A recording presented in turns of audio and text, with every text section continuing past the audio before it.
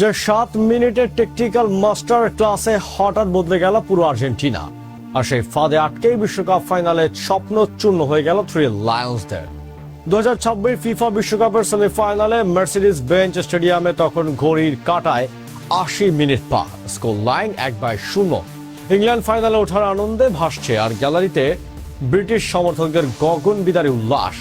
মাঠে তখন বর্তমান বিশ্ব চ্যাম্পিয়ন আলবিসেলেস্তের শিবিরে চরম হতাশা।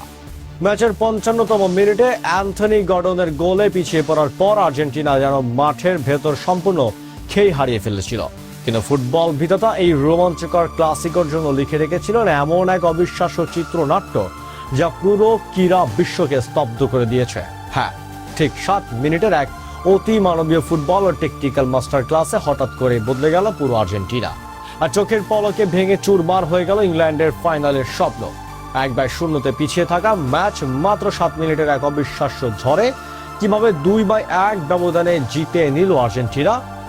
ড্রাগআউট থেকে লিওনেল স্ক্যালোনি কোন গোপন চাল ছেড়েছিলেন? তাহলে চলুন এই ভিডিওতে আর্জেন্টিনার সেই জাদুকরী 7 মিনিটের পিছনের রহস্য আর উল্টিয়ে দেখা যাক। বন্ধুরা, 2026 ফিফা বিশ্বকাপের শ্রেষ্ঠত্বের মঞ্চ এখন তার ইতিহাসের সবচেয়ে রোমাঞ্চকর ক্ষণে দাঁড়িয়ে।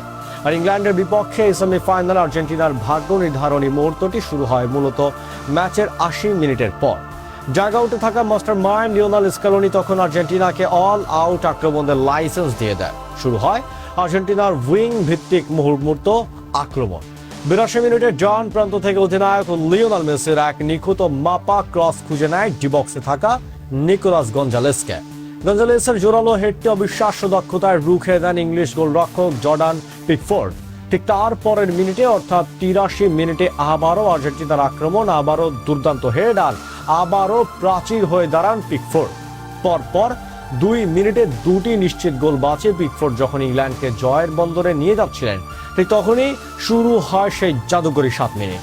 ম্যাচের শুরু থেকে চেলসি তারকা এনজো ফার্নান্দেজ গোল পাওয়ার জন্য ক্ষুধার্ত ছিলেন। দূরপাল্লার শটে অত্যন্ত 3বার চেষ্টা করেও ব্যর্থ হয়েছিলেন তিনি। কিন্তু 86 মিনিটে আর্জেন্টিনা তাদের কৌশলে এক অভাবনীয় পরিবর্তন আনে। প্রথাগত উঁচু ক্রস না করে একটি শর্ট কর্নারই নেওয়ার পরিকল্পনা করে আলবিসেলেস্তেরা। বল পান বক্সের ঠিক বাইরে ওত পেতে থাকা এনজো ফার্নান্দেজ পুরো ইংলিশ রক্ষণ ভাগ ভেবেছিল মেসি হয়তো ফিরকে বলটি পাবেন, কিন্তু এনজো এবার আর কোনো ভুল করেননি। 25 গজ দূর থেকে ঠান্ডা মাথায় নেওয়া তার বুলেট গতির শট পিকফোর্ডকে পরাস্ত করে ইংল্যান্ডের জালে জড়ায়। 1-1 সমতায় ফেরে আর্জেন্টিনা।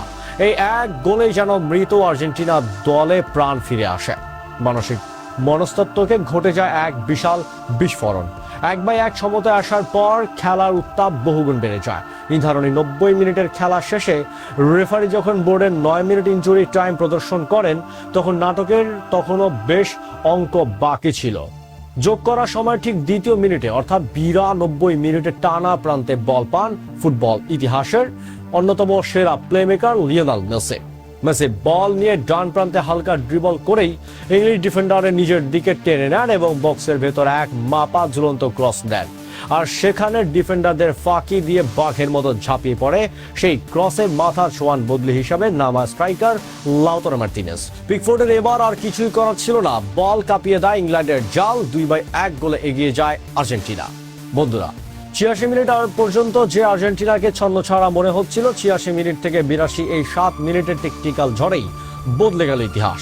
ক্রসে পিকফোর্ড সফল হচ্ছেন দেখে শর্ট কর্নারের মাধ্যমে ইংলিশ ডিফেন্সের চেইন ভাঙা আর মেসির উইঙ্গার রোল নিয়ে লাউতারোর জন্য জায়গা তৈরি করাই ছিল এই জয়ের আসল রহস্য। রেফারির শেষ বাঁশি বাজার সাথে সাথে নিশ্চিত হয়ে যায় আর্জেন্টিনার টানা দ্বিতীয়বারের বিশ্বকাপের ফাইনালে যাওয়া। তো বন্ধুরা, আর্জেন্টিনার এই অবিস্মরণীয় জয়কে আপনারা কিভাবে দেখছেন? আগামী 19 জুলাই মেটলাইফ স্টেডিয়ামে স্পেনের বিরুদ্ধে ফাইনালে কি কাপ ধরে রাখতে পারবে মেসিরা? আপনার মনের আবেগ দিয়ে কমেন্ট বক্সে লিখে জানান। ফিফা বিশ্বকাপের ফাইনালের প্রতিটি টেকটিক্যাল অ্যানালাইসিসের নিয়মিত আপডেট পেতে আমাদের চ্যানেলটি সাবস্ক্রাইব করে বেল আইকনটি অন করুন।